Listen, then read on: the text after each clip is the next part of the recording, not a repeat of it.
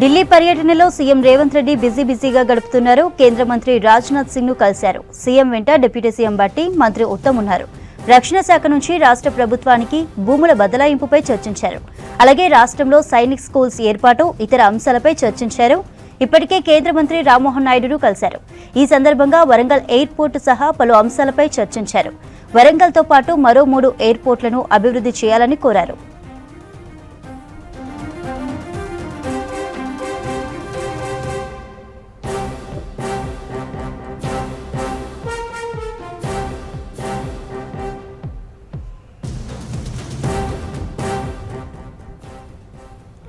ఢిల్లీ పర్యటనలో సీఎం రేవంత్ రెడ్డి బిజీగా గడుపుతున్నారు. కేంద్ర మంత్రి రాజ్నాథ్ సింగ్ ను కలిశారు. సీఎం వెంట డిప్యూటీ సీఎం బట్టి మంత్రి ఉత్తమ్ ఉన్నారు. రక్షణ శాఖ నుంచి రాష్ట్ర ప్రభుత్వానికి భూముల బదలాయింపుపై చర్చించారు. అలాగే రాష్ట్రంలో సైనిక్ స్కూల్స్ ఏర్పాటు, ఇతర అంశాలపై డిస్కస్ చేశారు. ఇప్పటికే కేంద్ర మంత్రి రామ్మోహన్ నాయుడును కూడా కలిశారు. ఈ సందర్భంగా వరంగల్ ఎయిర్పోర్టు సహా పలు అంశాలపై చర్చించారు. వరంగల్తో పాటు మరో 3 ఎయిర్పోర్టులను అభివృద్ధి చేయాలని కోరారు.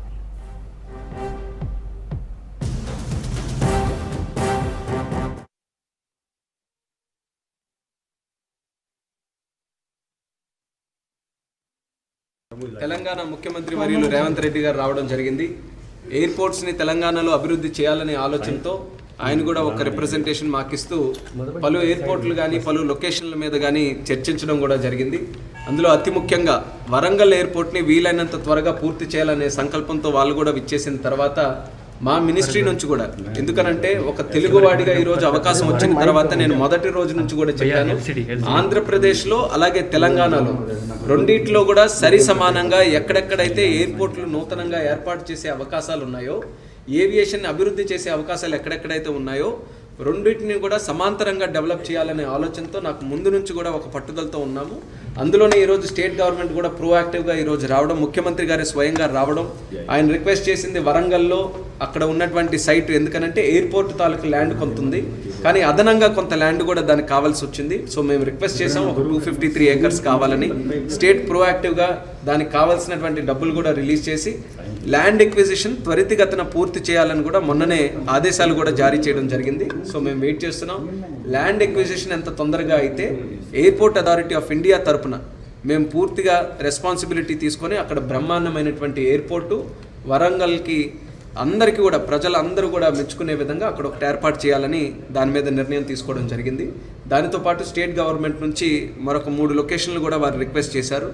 ఒకటి కొత్తగూడెం, భద్రాద్రి కొత్తగూడెంలో గతంలో ఒక సైట్ ఐడెంటిఫై చేసిన తర్వాత మా తరపున ఫీజిబిలిటీ స్టడీ చేస్తే అక్కడ ఉన్నటువంటి కొన్ని జాగ్రఫికల్ ఇండికేషన్స్ వల్ల, కొన్ని కారణాల వల్ల అది ఫీజిబిలిటీ లేకపోయేసరికి అక్కడ కూడా ఒక వేరే సైట్ని ఈరోజు ప్రపోజ్ చేయడం జరిగింది.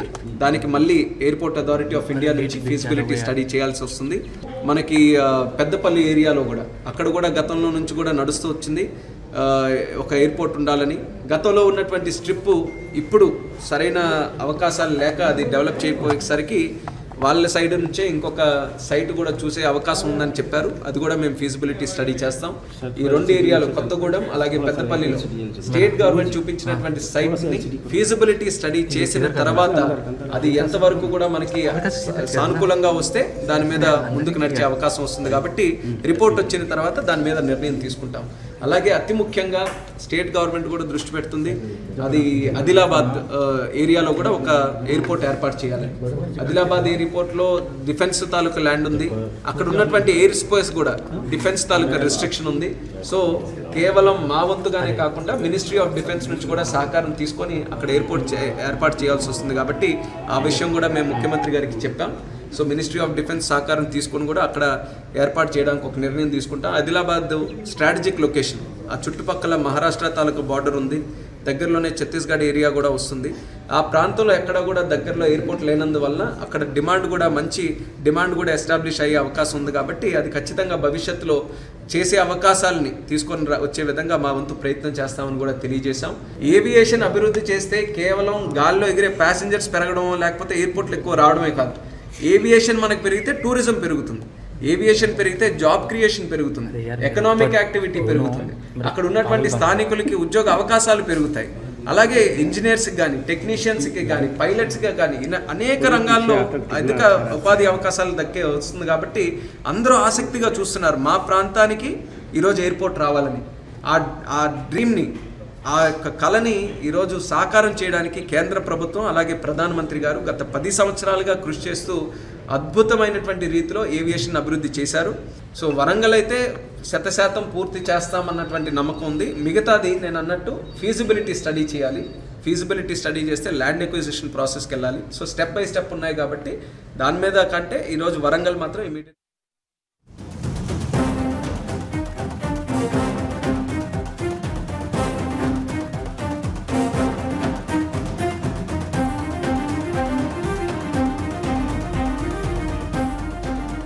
బ్రేకింగ్ న్యూస్ చూస్తున్నాం.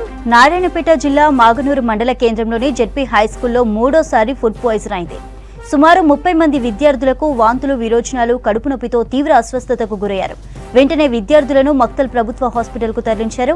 వారం రోజుల క్రితం ఇదే స్కూల్లో ఫుడ్ పాయిజన్ అయినా కూడా అధికారులు స్పందించడం లేదని పేరెంట్స్ ఆందోళన చేస్తున్నారు. మాజీ ఎమ్మెల్యే చిట్టెం రామ్మోహన్ రెడ్డి మక్తల్ ప్రభుత్వ ఆసుపత్రిలో విద్యార్థులను పరామర్శించారు.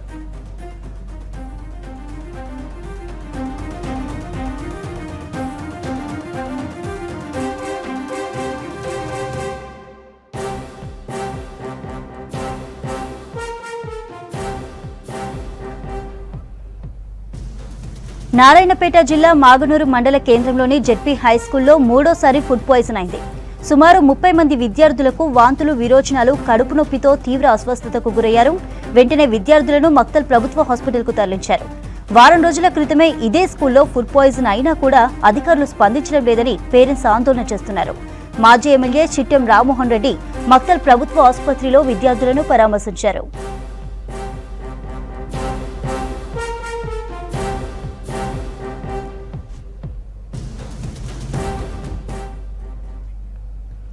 భూపాలపల్లి జిల్లా గణపురం మండలంలో పలు అభివృద్ధి పనులకు శంకుస్థాపన చేశారు మంత్రి సీతక్క. వెల్తుర్లపల్లి క్రాస్ రోడ్ నుంచి గుర్రంపేట వరకు 15 కోట్ల అంచనాలతో నిర్మించనున్న వంతెన పనులకు మంత్రి సీతక్క శంకుస్థాపన చేశారు. కార్యక్రమంలో ఎమ్మెల్యే గండ్ర సత్యనారాయణ, కలెక్టర్ పాల్గొన్నారు.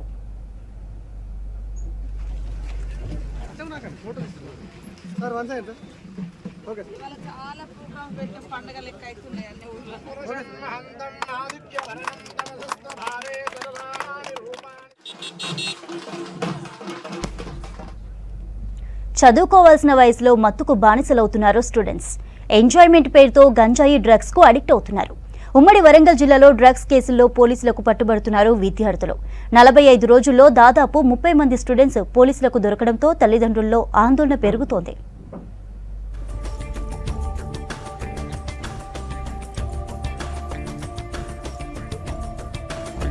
వరంగల్ సిటీలో డ్రగ్స్ కేసులో పోలీసులకు పట్టుబడుతున్నారు విద్యార్థులు. నగర శివారు ప్రాంతాలే అడ్డాగా డ్రగ్స్, గంజాయి ముఠాలు రెచ్చిపోతున్నాయి. ఇదివరకు శివార్లకే పరిమితమైన డ్రగ్ కల్చర్ ఇప్పుడు యూనివర్సిటీలు, కాలేజీలు, స్కూళ్లకు కూడా పాకింది. స్కూల్ విద్యార్థులు కూడా గంజాయి బారిన పడడం పేరెంట్స్ ని భయపెడుతోంది. వరంగల్ ట్రై సిటీ పరిధిలోని రైల్వే స్టేషన్లు, బస్ స్టేషన్లు, చెరువులు, రాతికోటలు, కెనాల్ ప్రాంతాలు, ఔటర్ రింగ్ రోడ్, నిర్జన ప్రదేశాల్లో గంజాయి అమ్మకాలు జరుగుతున్నాయి. చిన్న వడ్డేపల్లి చెరువు, ఎనుమామల మార్కెట్ సమీప ప్రాంతాలు, రంగసాయపేట బెస్తం చెరువు, గుండు చెరువు, కిలా వరంగల్, రాతికోటలో గంజాయి మాఫియా గుట్టు చప్పుడు కాకుండా మత్తు పదార్థాలు అమ్ముతున్నట్లు తెలుస్తోంది. వాట్సాప్ ద్వారా కావలసిన చోటికి గంజాయి సప్లై చేస్తున్నారని, కొందరు నేరుగా కాలేజీల్లో కూడా గంజాయి అందిస్తున్నారనే అనుమానాలు ఉన్నాయి. ఈ మధ్య వరంగల్లో గంజాయి అమ్ముతున్న విద్యార్థులను పట్టుకున్నారు పోలీసులు. మిల్స్ కాలనీ పిఎస్ పరిధిలో ఏసీ రెడ్డి నగర్, శివానగర్ లో 2 యువకులు మరో కాలేజీ స్టూడెంట్ తో కలిసి గంజాయి అమ్ముతుండగా టాస్క్ ఫోర్స్ పోలీసులు పట్టుకున్నారు. వరంగల్ రైల్వే స్టేషన్ దగ్గర గుర్తు తెలియని వ్యక్తుల నుంచి 3.5 కేజీల గంజాయి కొని దాన్ని 50 గ్రాముల చొప్పున ప్యాకెట్లుగా చేసి సిటీలో అమ్ముతున్నట్లు పోలీసులు గుర్తించారు. హనుమకొండ జిల్లా హసన్పర్తి సమీపంలోని ఎస్ఆర్ ప్రైవేట్ యూనివర్సిటీలో డ్రగ్స్ తీసుకున్న 5 ఇంజనీరింగ్ విద్యార్థులను నార్కోటిక్ పోలీసులు పట్టుకున్నారు. హనుమకొండలోని కొత్తూరు జెండా ఏరియాలో అద్దెకుంటూ డిగ్రీ చదువుతున్న మరో 3 విద్యార్థులను గంజాయి సప్లై చేస్తుండగా అరెస్టు చేశారు. విద్యార్థులు ముఖ్యంగా ఇప్పుడు ఎదుగుతున్న విద్యార్థులు ఈ మత్తు పదార్థాలు బానిసలైతే రానున్న రోజుల్లో వాళ్ళ జీవితం మొత్తం అంధకారంలోకి కూడుకుపోతుంది. కాబట్టి గత రేవంత్ రెడ్డి చెప్తున్నాడు ఈ గంజాయి ఫ్రీ డ్రగ్స్ అని రాష్ట్రాన్ని చేస్తామని చెప్పినా కూడా ఒక గంజాయిని సప్లై మాత్రం ఆగడం లేదు. ఈ కోకైన్ గంజాయి లాంటి పదార్థాలకు విద్యార్థులు లోనైతే వాళ్ళు అనుకున్న రీసెర్చ్లు చేయలేకపోతారు. వాళ్ళ తల్లిదండ్రుల ఎన్నో లక్షలు పెట్టి విద్యార్థులను విశ్వవిద్యాలయాల్లో చదువుతున్న వాళ్ళ తల్లిదండ్రుల ఆశయాలు మొత్తము అడియాసలు అయితే కావున విద్యార్థులు మత్తు పదార్థాలకు లోను కాకుండా ప్రభుత్వం చర్యలు చేపట్టాలి. కాకతీయ యూనివర్సిటీ కానీ ప్రైవేట్ యూనివర్సిటీలు ఎన్ఐటి లాంటి యూనివర్సిటీల వద్ద పోలీసులు నిఘా కార్యక్రమాలు చేపట్టాలి. వరంగల్ జిల్లా ఐనవోలు మండలం కాపుల కనిపర్తి శివారులో డ్రగ్స్ సప్లై చేస్తున్న స్టూడెంట్స్ ని పోలీసులు పట్టుకున్నారు. వీరు 2 కిలోల గంజాయి ప్యాకెట్లను ఓ కాలేజీకి తీసుకువెళ్తున్నట్లు గుర్తించారు. పట్టుబడిన వారిలో 2 డిగ్రీ విద్యార్థులు, 2 మైనర్లు ఉన్నారు. మరో కేసులో హసన్పర్తి చెరువు గట్టు దగ్గర గంజాయి ప్యాకెట్లు అమ్ముతున్న 2 ఇంజనీరింగ్ విద్యార్థులను పోలీసులు అదుపులోకి తీసుకున్నారు. వరంగల్ లోపల ఎస్ఆర్ యూనివర్సిటీ లోపల దాదాపు 5 నుంచి 10 మంది విద్యార్థులు అక్కడ దొరికి పట్టుబడడం అంటే దాని లోపల ఒక డ్రగ్స్ అనేది, ఒక మాఫియా అనేది, ఒక గంజాయి, ఒక కోకైన్ అనే ఒక మాఫియా అనేది అక్కడ నడుస్తూ ఉన్నది. కాబట్టి అక్కడ విద్యార్థులు వాటిని సేవిస్తూ ఉన్నారు. అంటే సాధారణ పల్లెటూరుల గ్రామాల నుంచి వచ్చి చదువుకున్నటువంటి విద్యార్థులు కూడా గంజాయి కోకైన్ అనేది అందుబాటులోకి వచ్చిందంటే దీన్ని కట్టడి చేయడంలో కూడా రాష్ట్ర ప్రభుత్వం కానీ పోలీస్ యంత్రాంగం కూడా మొత్తంగా పూర్తిగా విఫలమైంది. ఉన్నత చదువుల కోసం దేశ విదేశాల నుంచి విద్యార్థులు వరంగల్ కి వస్తున్నారని తెలిపారు విద్యావంతులు. విశ్వవిద్యాలయాలపై పోలీసులు దృష్టి సారించకపోవడంతో కొందరు విద్యార్థులు డబ్బు సంపాదించేందుకు డ్రగ్స్ సప్లై చేస్తున్నారని ఆరోపిస్తున్నారు. ఈ యువత ఎంత పెద్ద స్థాయిలో నగరాలలో మత్తు పదార్థాలకు బానిసలవుతున్నారు, ముఖ్యంగా గంజాయికి బానిసవుతున్నారు అనేటటువంటి విషయం స్పష్టమైనటువంటి నేపథ్యంలో అసలు దీనికి మూలాలు ఎక్కడున్నాయనేటటువంటి విషయం పైన ప్రభుత్వం దృష్టి పెట్టాల్సినటువంటి అవసరం ఉంది. డ్రగ్స్ కేసులు పెరుగుతుండటంతో వరంగల్లో నార్కోటిక్ పోలీస్ స్టేషన్ ఏర్పాటు చేసింది ప్రభుత్వం. ఇప్పటికీ సిటీలో 32 డ్రగ్ కేసులు నమోదు కాగా 100 మంది నిందితులను పట్టుకున్నట్లు చెప్పారు నార్కోటిక్ డీఎస్పీ సైదులు. విద్యార్థులు డ్రగ్స్ దొరికితే వాళ్ళు తెలియక తింటుంటే మాత్రం వాళ్ళ కౌన్సిలింగ్ చేస్తాం, వాళ్ళ పేరెంట్స్ కూడా పిలిపించేసేసి కౌన్సిలింగ్ చేసి ఈ అబ్బాయి గురించి కేర్ తీసుకోమని చెప్తాము. ఆ అబ్బాయి బాగా డ్రగ్ అడిక్ట్ అయి ఉంటే మాత్రం రిహాబిలిటేషన్ సెంటర్కు, డిఅడిక్షన్ సెంటర్కు పంపించడం జరుగుతుంది. ఎవరైతే కావాలని ఈ ఎర్నింగ్ అంటే ఈ దందా ద్వారా పైసలు సంపాదించాలనే వారి ఉద్దేశంతో ఉంటారో వాళ్ళని మాత్రం ఖచ్చితంగా వాళ్ళ మీద కేసు చేసేసి వాళ్ళని జ్యుడిషియల్ రిమాండ్ చేయడం జరుగుతుంది. డ్రగ్స్ దందా చేస్తున్న వారిని కఠినంగా శిక్షించాలని, డ్రగ్స్ అమ్మకుండా చర్యలు తీసుకోవాలని కోరుతున్నారు స్థానికులు.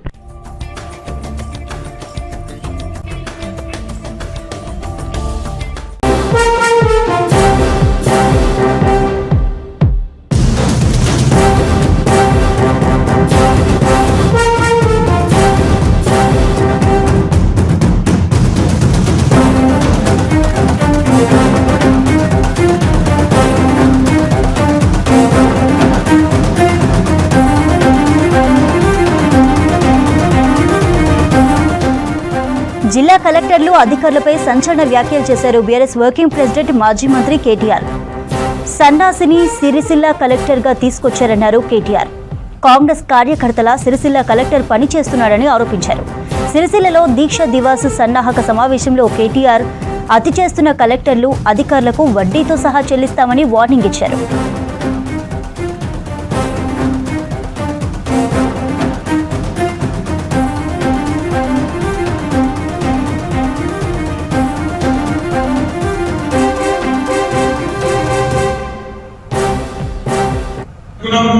మరి ఇలా ఒక కాంగ్రెస్ కార్యకర్త వచ్చి కలెక్టర్ రూపంలో కూర్చున్నాడు.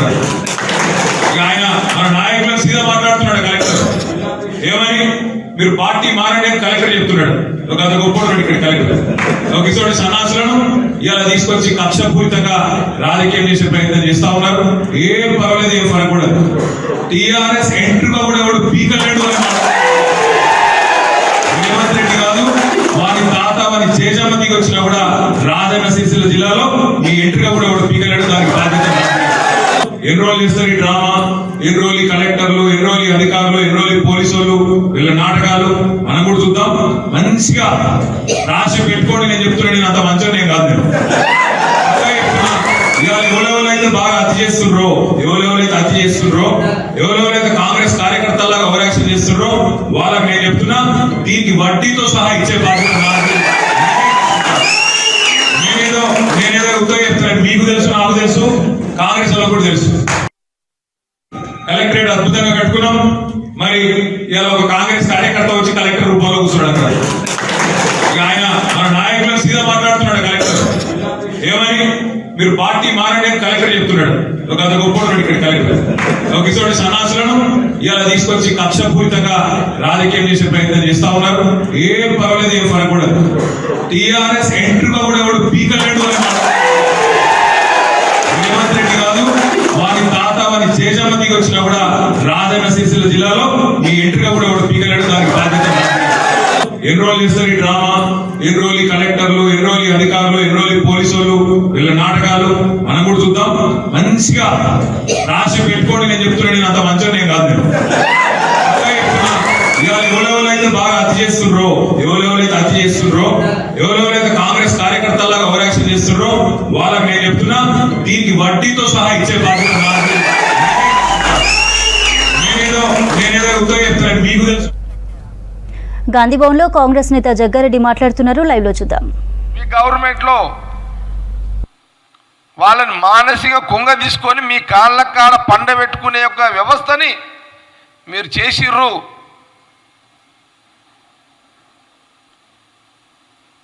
కవితకు ఏం ప్రోటోకాల్ ఉందని కలెక్టర్లని ఆమె మోకాల మీ కాడ కూర్చొని ఆమెకు చెప్పే పరిస్థితి ఏంటి? ఇంత దుర్మార్గం కదా ఇదంతా, ఇది అన్యాయం. ఇది ఇన్ని తప్పులు మీరు చేసి ఎంతసేపు కాంగ్రెస్ మీద బురద జల్లుడైనా, కాంగ్రెస్ గవర్నమెంట్ మీద బురద జల్లుడైనా.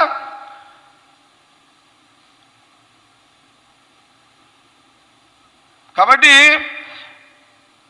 వాళ్లకు నిద్ర పడతలేదు. మెయిన్ ప్రాబ్లం ఏంటంటే వాళ్ళు ఈ 9.5 సంవత్సరాలు ఈ గవర్నమెంట్ ఈ అధికార లాంఛనాలతోటి ఈ రాజ్యభోగ్యాలు అనుభవించారు చూడండి. అందులో వాళ్ళకు ఎటు కూడా ఏమి సుధరాస్తలేదు వాళ్ళకి. అది అంటే వాళ్ళు సర్వీసు పద్ధతిలో చేయలే కదా పరిపాలన. కాబట్టి ఇప్పుడు మీరు ఏం మాట్లాడతారా కేటీఆర్ను? దేశానికి స్వతంత్రం వచ్చిన కానీ గుండె సూదు కూడా తయారు చేసే పరిస్థితి లేదు. ఆ రోజు ప్రధానమంత్రి జవహర్లాల్ నెహ్రూ అయిన తర్వాత గుండు సూది కూడా మనం బయట దేశాల నుంచి తెచ్చుకునే పరిస్థితి. నెహ్రూ గారు ప్రధానమంత్రి అయినాక గుండు సూది నుంచి మొదలుకుంటే అనేక ఇండస్ట్రీస్ తీసుకొచ్చిన తయారు చేసిన ఒక ప్రణాళికతో భవిష్యత్తు తరాలకు దేశ ప్రజలకు ముందు చూపుతో అందించిన చరిత్ర కాంగ్రెస్ పార్టీది, ఆనాటి నుంచి ఈనాటి వరకు.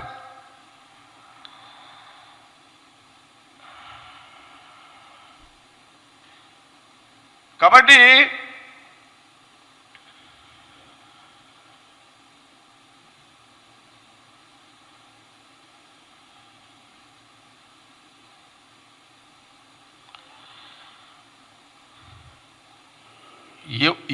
ఈ సమాజం ఒప్పుకుంటుంది. రాజకీయ పరంగా కేసీఆర్, కేటీఆర్, హరీష్ రావు వాళ్ళు ఒప్పుకోకపోయినా వాళ్ళ మనసులో అయితే ఉంటుంది. సరే రాజకీయంగా మా మీద అంటున్నారు కానీ తెలంగాణ ఇచ్చింది సోనియా గాంధీ, రాహుల్ గాంధీ. రాజకీయంగా బీఆర్ఎస్ మేము ఆ పార్టీ బతకడానికి తిట్టాల్సి వస్తుందనే ఫీలింగు అన్న వాళ్ళకి కలగాలి కదా.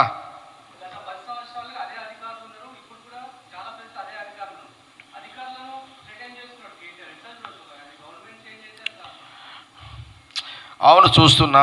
హరీష్ రావు ఏమంటుండు, కేటీఆర్ ఏమంటుండే అంటే మేము ఇంకా 4 ఏళ్ళు అయిపోయి మళ్ళీ మేమే వస్తే మీ అధికారుల సంగతి చూస్తామని వాళ్ళు అంటున్నారు. విన్నారా?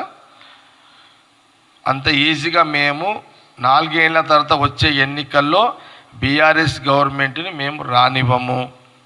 తెలంగాణ ప్రజలకు ఎట్లా ఇంకా మెరుగైన పరిపాలన అందించి మా పార్టీ నాయకులు కార్యకర్తలు సమన్వయంతో అంటే గ్రామ స్థాయి నుంచి రాష్ట్ర స్థాయి వరకు కాంగ్రెస్ పార్టీ కార్యకర్తను, కాంగ్రెస్ పార్టీ నాయకుడిని విలేజ్ నుంచి హైదరాబాద్ సమన్వయం చేసుకునే ప్రక్రియ కాంగ్రెస్ పార్టీలో గతంలో ఉండే ఇప్పుడు స్టార్ట్ చేసినాము.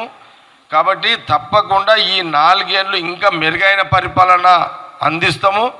ఎక్కడన్నా లోటుపాటు జరిగితే దాన్ని సవరించి మళ్ళీ అందియగలుగుతాము. రానున్న కాలంలో కూడా కాంగ్రెసే మళ్ళీ అధికారం ఉండే రీతిలో మేము ఈ 4 ఏళ్ల పాటు పరిపాలించే ఒక ప్రక్రియలో ఉంటాము. కాగితాలను ఆకట్టుకునే ఫ్లవర్స్ గా బొకేలుగా మలుచుతూ టీచర్ల మెప్పు పొందుతున్నారు విద్యార్థులు. పనికిరావని పడేసే ఐస్ క్రీం పుల్లలు, వేస్టేజ్ థర్మోకోల్తో రకరకాల ఆకృతులను తయారు చేస్తున్నారు. కుట్టు మిషన్తో ఫ్యాషన్ డ్రెస్సులు కుడుతూ ఎందులోనూ తాము తక్కువ కాదని నిరూపిస్తున్నారు హన్మకొండ ప్రభుత్వ మార్కాజీ హై స్కూల్ విద్యార్థులు.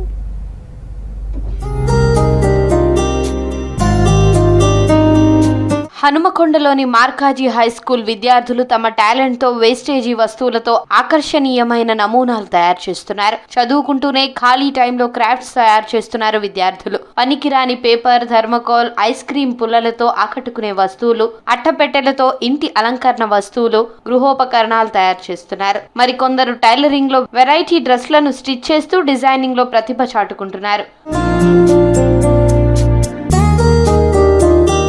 ఐస్ క్రీం పుల్లలతో టేబుల్, పేపర్తో ఫ్లవర్స్, బొకేలు, రంగుల పేపర్తో రాఖీలు, ఇంట్లో అలంకరణ వస్తువులు, జాతీయ జెండా సహా ఇతర వస్తువులు తయారు చేస్తున్నారు విద్యార్థులు. క్రాఫ్ట్ టీచర్ తమకు వస్తువుల తయారీ నేర్పిస్తున్నారని చెప్తున్నారు స్టూడెంట్స్. నేను రఫ్ బుక్లో రాసిన పేపర్స్ని నాకు పడేయాలనిపించలేదు. దాంతో మేము చాలా క్రాఫ్ట్స్ చేసాము.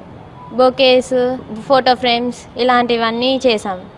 వాటిని మా ఇంట్లో అలంకరణకి, డెకరేషన్స్కి పెట్టుకున్నాము. ఇప్పుడు అవి మాకు చాలా ఉపయోగపడుతున్నాయి.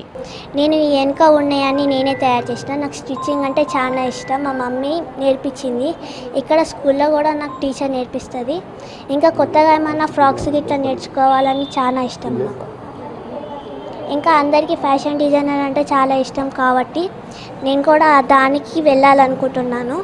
జాబ్ లేకపోయినా ఇది చేసి ఎవరికైనా ఉపయోగపడేలాగా ఉంటుందని నేర్చుకుంటున్నాను.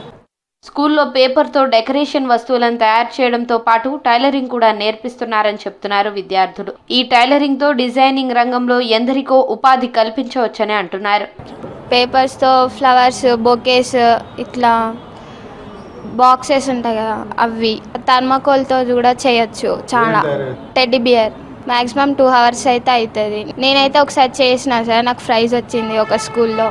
రాసి పడేసిన పేపర్, పనికిరాని వస్తువులతో మనకు కావాల్సినవి తయారు చేసుకోవచ్చని, ప్రతిదీ మన ఆలోచనను బట్టి ఉంటుందని చెప్తున్నారు టీచర్లు. చదువుతో పాటు పిల్లల్లో దాగి ఉన్న ప్రతిభను వెలికి తీసేందుకు ఖాళీ సమయంలో అల్లికలు, గృహోపకరణాలు తయారు చేస్తున్నామంటున్నారు ప్రిన్సిపల్. పిల్లలకి వేస్టేజ్ని ఎలా యూస్ఫుల్ చేసుకోవాలి దాంట్లో భాగంగానే ఇవన్నీ నేర్పించాము. దాంతో పాటు ఇంకా ఫ్యూచర్లో వాళ్ళ వస్తువులు, వాళ్ళ డ్రెస్సెస్ కానీ వాళ్ళే కుట్టుకోవడానికి వీలుగా ఫ్యాషన్ డిజైన్లో ఇంకా ఎదగడానికి మేము మా వంతు ప్రయత్నంగా చాలా చేస్తున్నాము. వాళ్ళలో ఉన్న ఇంకా కొత్త మెళకువలు మేము బయటికి తీయడానికి కూడా ప్రయత్నిస్తున్నాము. వాళ్ళకి సబ్జెక్ట్సే కాకుండా ఖాళీ సమయంలో మనం బయట యూజ్ చేయని వాటితోటి అట్లా చిన్న వాటి టెడ్డీ బియర్స్ కానీ, ఫ్లవర్స్, బొకేస్ కానీ ఇవన్నీ రెడీ చేయడం జరుగుతుంది. పిల్లలు కూడా చదువుతో పాటు ఇది ఒక అదనంగా ఒక యాక్టివిటీస్ చేస్తున్నారు. దీనివల్ల ఏమవుతుందంటే పిల్లలకి ఫస్ట్ రెగ్యులర్ స్టడీ స్ట్రెస్ నుంచి ఒక రిలీఫ్ నుంచి వీళ్ళు కొత్తవి నేర్చుకుంటున్నారు. వాళ్ళ స్కిల్స్ పెరుగుతున్నాయి, క్రియేటివిటీ పెరుగుతున్నది. ఈ క్రియేటివిటీ స్కిల్స్ని వాళ్ళ రెగ్యులర్ స్టడీలో కూడా అప్లై చేసేదానికి అవకాశం ఉంది. ఈ రకంగా పోతూ మేము చాలా విషయాలని పిల్లలకి నేర్చుకుంటూ వాళ్ళ ద్వారా మేము కూడా నేర్చుకుంటున్నాము. కొన్ని విషయాలు వాళ్ళ క్రియేటివిటీతో ఇట్లా కూడా చేయొచ్చని మాకు కూడా తెలుస్తూ ఉన్నది. చదువుతో పాటు విద్యార్థుల్లో దాగి ఉన్న క్రియేటివిటీని టీచర్లు పెంపొందిస్తున్నారని చెప్తున్నారు విద్యార్థుల తల్లిదండ్రులు.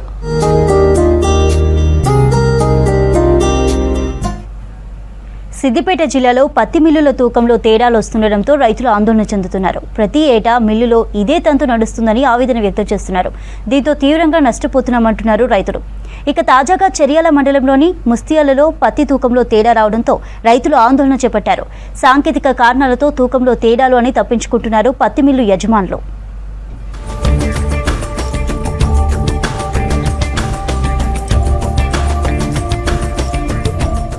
అన్నదాతలు ఆరుగాలం కష్టపడి పండించిన పత్తిని అమ్ముకునే సమయంలో తీవ్రంగా నష్టపోతున్నారు. ఓవైపు పత్తి మిల్లు యజమానులు, మరోవైపు దళారులు అమాయకు రైతుల అవసరాలను ఆసరాగా చేసుకుని తూకాల్లో మోసం చేస్తున్నారు. పండించిన పంటలో ఎంతో కొంత లాభం వస్తుందనే ఆశతో ఉన్న రైతులకు తీరని అన్యాయం జరుగుతుంది. చర్యాల మండలం వీరన్నపేట గ్రామ శివారులోని మహేశ్వరి కాటన్ ఇండస్ట్రీలో గోల్మాల్ చేస్తున్నారు. సీసీఐ పత్తి కొనుగోలు తూకంలో మిల్లు యజమానులు అక్రమాలకు పాల్పడుతున్నారని మిల్లు ఎదుట ఆందోళనకు దిగారు రైతులు.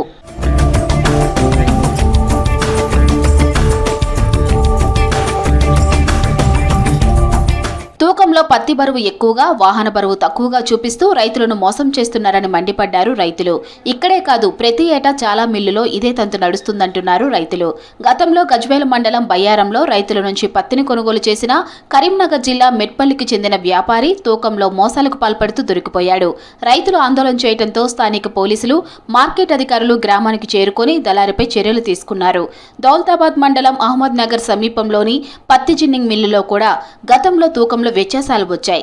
2 ఏళ్ల క్రితం గజ్వేల్ పట్టణంలోనే ఓ వ్యాపారి కాంటంలో తూకం వేయక భారీగా తేడా రావడంతో పెద్ద గొడవ జరిగింది. అంతకుముందు ఏడాది గజ్వేల్ మార్కెట్ ఆవరణలో పత్తిని కొనుగోలు చేస్తున్న క్రమంలో తేడాలు రావడంతో రైతులు పెద్ద ఎత్తున ఆందోళన చేపట్టారు. దిలాలాపూర్లో ఆంధ్రాకు చెందిన వ్యాపారి పత్తి కొనుగోలు చేస్తున్న క్రమంలో తూకాల్లో భారీ వ్యత్యాసాలు వచ్చాయి. ఇలాంటి ఘటనలు చోటు చేసుకుంటున్నా మార్కెటింగ్ అధికారులు తనిఖీలు చేసిన దాఖలాలు కనిపించడం లేదు. క్వింటల్కు 100 అంటే ఒక లోడ్ తీసుకొచ్చినామంటే ఒక 20,000 లాస్ సార్. ఇప్పుడు నేనే 10 క్వింటాలు తీసుకొచ్చినా సార్, నాది 1500 లాస్. ఒక 1500 అంటే నాకు ఆటో కిరాయి, ఒక లేబర్ కిరాయి పోతుండే. అట్లాంటిది ఇప్పుడు అడిగితే వాళ్ళు అంతే అని చెప్పి మాకు దారుణంగా అన్యాయం అయితే జరుగుతుంది సార్. ఎంతో కష్టపడి మేము ఇక్కడ పత్తి తీసుకురావడం జరిగింది. ప్రైవేట్ పోతే ఇంతకన్నా దారుణంగా చేస్తుర్రు. సీసీఐ మీద నమ్మకంతో చేస్తే సీసీఐలో కూడా దోపిడీ అనేది జరుగుతుంది. దీనికి ఎంత న్యాయం చేయాలి ఏంటనే దీనికి తక్షణమే నిర్ణయం తీసుకోవాలి సార్. 12 క్వింటాలు కాకుండా 15 క్వింటాలు 16 క్వింటాలు అయితే ఒక రైతు మీద సాపికి వెళ్ళిపోతుంది. 12 క్వింటాలు పెట్టడం వలన ఏమవుతుందంటే పత్తి ఎక్కువ వండుతుంది. మిగిలిన 12 క్వింటాలు ఇళ్ళ ఖాళీ అవుతుంది. 2 క్వింటాలు బయట ఖాళీ చేసుకునే వలన రైతుకు నష్టం జరుగుతుంది. అందుకోసం ఈ 12 క్వింటాల సిస్టమ్ అనేది తీసేసినట్లయితే దళారులతోటి, సీసీఐలతోటి, రైతులతోటి ఎటువంటి ఇబ్బంది ఉండదు. సిద్దిపేట, సంగారెడ్డి జిల్లాలో పత్తి పంటకు వ్యవసాయ భూములు అనుకూలం. సంగారెడ్డి జిల్లాలో 3.5 లక్షల ఎకరాల్లో రైతులు పత్తి సాగు చేశారు. సిద్దిపేట జిల్లాలో 1,00,000కు పైగా ఎకరాల్లో పత్తిని సాగు చేశారు. జిల్లాలో 27 పత్తి జిన్నింగ్ మిల్లులు ఉండగా 22 జిన్నింగ్ మిల్లుల్లో సీసీఐ అధికారులు రైతుల నుంచి పత్తి కొనుగోలు చేస్తున్నారు. సంగారెడ్డి జిల్లాలో కూడా 22 కేంద్రాల్లో సీసీఐ పత్తి కొనుగోలుకు ఏర్పాట్లు చేశారు. ఏటా లక్షల క్వింటాల వరకు కొనుగోలుతో కోట్లల్లో వ్యాపార లావాదేవీలు జరుగుతున్నాయి. మార్కెటింగ్ శాఖ వద్ద లైసెన్సులు తీసుకున్న వ్యాపారులు రైతుల వద్ద కొనుగోలు చేయాలి. ధర తక్కువగా ఉన్న సమయంలో దళారులు గ్రామాల్లో తిరుగుతూ తాము ఎక్కువ ధర పెట్టి పత్తిని కొంటామని తూకాల్లో మోసాలకు పాల్పడుతున్నారు. పత్తికి సంబంధించి తూకంలో తేడాలు చూపించి రైతులను మోసం చేస్తున్నారు. ఇలాంటి పద్ధతి మారాలంటే ప్రభుత్వాలు ఇప్పటికైనా రైతులకు సంబంధించి ప్రతి విషయాన్ని జాగ్రత్తగా చూడాలి. రైతులకు పండించిన పంటకు గిట్టుబాటు ధర ఇవ్వాలి. అదేవిధంగా సీసీఐ ధర ఏదైతే పత్తిని కొంటున్నారో దాంట్లో మద్దతు ధర ప్రకటించి రైతులనే స్వయంగా తొందరగా డబ్బులు వచ్చేలాగా చేయాలని చెప్పేసి తెలియజేస్తూ, అదేవిధంగా ఈరోజు ప్రైవేట్ ఏదైతే మిల్లులు ఉన్నాయో ఆ మిల్లులలో విపరీతమైన మోసం జరుగుతుంది. రైతులను మోసం చేసే ఈ పద్ధతిని అరికట్టడం కోసం వాళ్ళ మీద చట్టపరమైన చర్యలు తీసుకోవాలి. రైతులకు ఆనాడికి ఇదే జరుగుతుంది. దానికి కారణం ఎవరు? అధికారులే. ఏ పత్తి మన చైర్మన్ కానీ వీళ్ళే అధికారులే. వీళ్ళ నిర్లక్ష్యం వల్ల రైతులు సర్వనాశనం అవుతున్నారు. ప్రభుత్వం అక్కడి నుంచి ఆర్డర్ ఇచ్చిన ఈ అధికారుల వల్లనే రైతులు నష్టపోతున్నారు. ఇప్పటికైనా ప్రభుత్వం అధికారులపై తగు చర్య తీసుకొని మిల్లర్ల మీద ఆ తూకం తక్కువ చేసిన మిల్లర్ మహేశ్వరి మిల్లు మీద చర్య తీసుకొని వాళ్ళని బంద్ పెట్టాలి, రైతులకు న్యాయం చేయాలి. దీన్ని అధికారులను తగు చర్య తీసుకోవాలని ప్రభుత్వాన్ని కోరుకుంటారు. పత్తి రైతుల మోసాలు వెలుగులోకి వచ్చిన ప్రతిసారి హడావిడి చేసే అధికారులు కొనుగోలు సమయాల్లో ముందస్తుగానే తనిఖీలు చేపడతారా, రైతులను మోసాల నుంచి కాపాడతారా అన్నది ప్రశ్నార్థకంగానే మిగిలింది.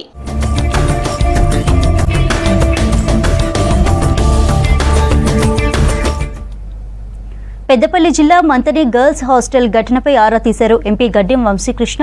స్టూడెంట్ను నగ్నంగా చిత్రీకరించడానికి ప్రయత్నించిన వారిపై కఠిన చర్యలు తీసుకోవాలని పోలీసులను ఆదేశించారు. ఇలాంటి ఘటనలు పునరావృతం కాకుండా చర్యలు చేపట్టాలని రామగుండం సిపి శ్రీనివాసరావుకు సూచించారు.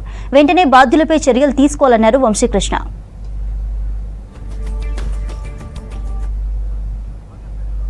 శబరిమల అయ్యప్ప మహాపాదయాత్ర 21వ రోజు కొనసాగుతోంది. గురుస్వాములు RL Nayak, P Naveen Yadav, S Srikanth, S Sudhakar, Rinku స్వాముల ఆధ్వర్యంలో మహాపాదయాత్ర కొనసాగుతోంది. సికింద్రాబాద్ గణేష్ టెంపుల్ నుండి మొదలై గుంజూరు నుండి బయలుదేరిన స్వాములు సేవగానపల్లి చేరుకున్నారు. అక్కడ క్రాకర్ల స్వగృహ స్వీట్స్ కారల్ల నవీన్ కుమార్ అరుణ ఏర్పాటు చేసిన భిక్షను స్వీకరించారు. ఇవాళ హోసూర్లో బస చేస్తారు స్వాములు. తెలంగాణ, ఆంధ్ర, కర్ణాటక రాష్ట్రాలలో ముగించుకొని తమిళనాడులో అడుగుపెట్టింది అయ్యప్ప భక్త బృందం.